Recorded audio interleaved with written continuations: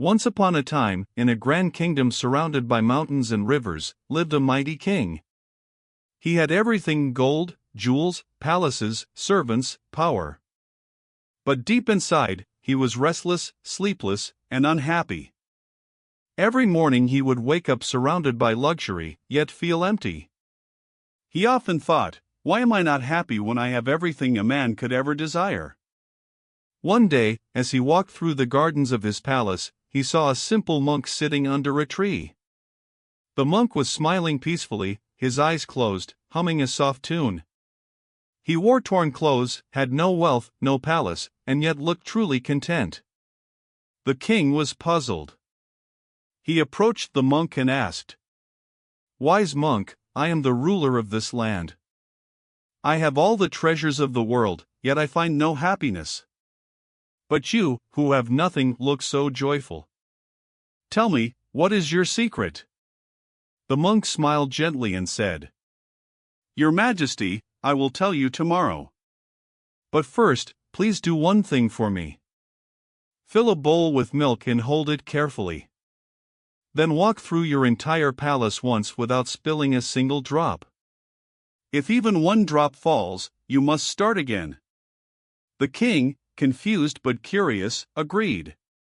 He took the bowl of milk and walked through his enormous palace, past the gardens, gold halls, music rooms, soldiers, and servants. He was so focused on not spilling a single drop that he noticed nothing around him.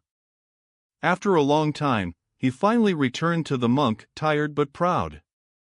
"Here," said the king, "I did as you asked. Not a single drop is spilled." The monk smiled and asked, "Tell me, Your Majesty, did you see the beautiful carvings in your palace walls? The flowers in your garden? The musicians playing?" The king replied, "No, I didn't.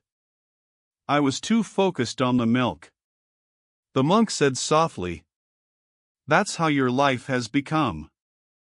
You're so focused on holding on to your possessions, your gold, your crown, your fame, that you've forgotten to see life.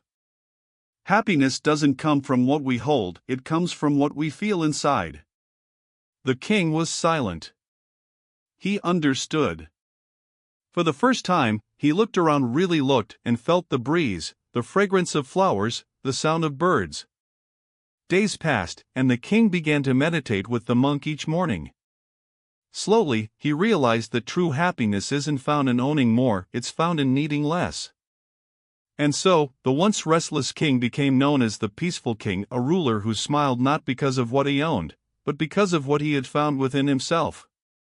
Moral: peace doesn't come from the world around us, it comes from the world within us. When the heart is calm, even a hut feels like a palace.